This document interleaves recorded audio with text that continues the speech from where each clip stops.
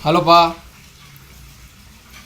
baik perkenalkan nama saya Yohanes Bosco Ledo dengan NIM 25011500056. Baik, saya akan menjelaskan materi yang saya ketahui yang berkaitan dengan gerak motorik. Jadi baik, materi yang pertama, pengertian pertumbuhan dan perkembangan manusia. Pertumbuhan adalah proses perubahan fisik yang bersifat kuantitatif atau bisa diukur, seperti bertambahnya tinggi badan, berat badan, ukuran tubuh, dan kekuatan otot. Perkembangan adalah proses perubahan yang bersifat kualitatif, tidak dapat diukur, meliputi peningkatan kemampuan berpikir, emosi, sosial, dan keterampilan motorik. Pertumbuhan dan perkembangan berjalan beriringan sejak masa bayi hingga lanjut usia, dipengaruhi oleh faktor genetik, lingkungan, gizi, dan aktivitas fisik. Yang kedua, perilaku gerak dan periode bayi sampai lanjut usia. Bayi 0-2 tahun, gerak masih reflektif seperti menggenggam, mengisap, menendang. Mulai belajar duduk, merangkak, berdiri, dan berjalan. Anak-anak usia 2-12 tahun, gerak makin terkoordinasi, mulai belajar keterampilan dasar seperti berlari, melompat, melempar, dan menangkap.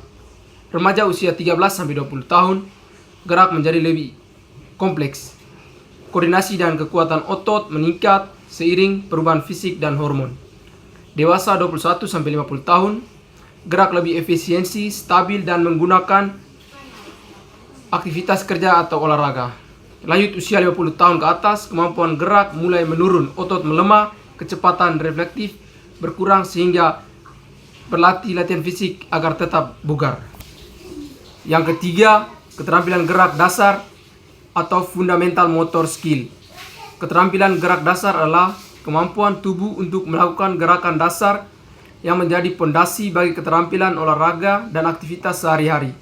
Terdiri dari 3 kelompok: gerak lokomotor, berpindah tempat seperti berjalan, berlari, melompat, dan merangkak.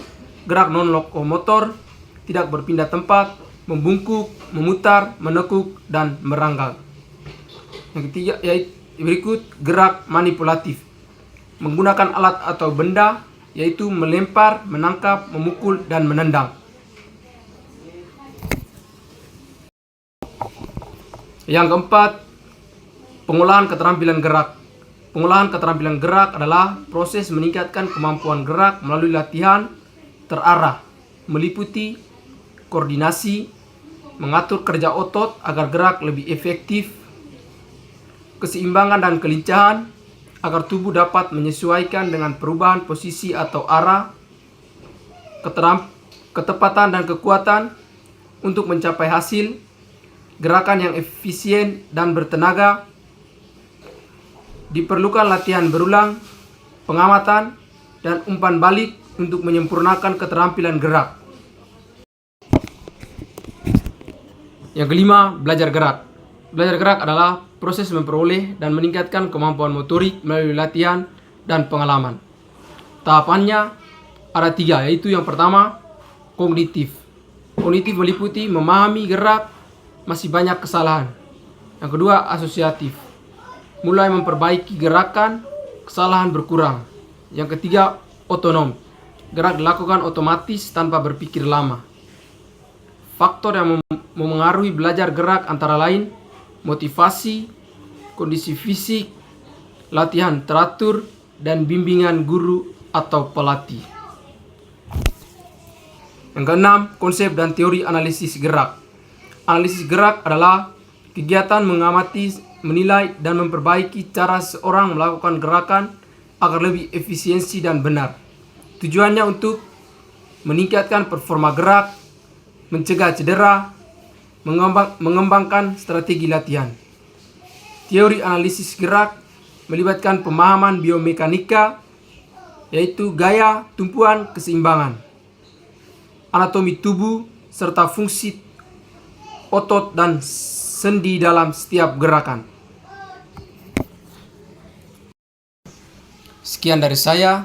Apabila ada kesalahan kata, saya mohon maaf. Kurang dan lebihnya, terima kasih.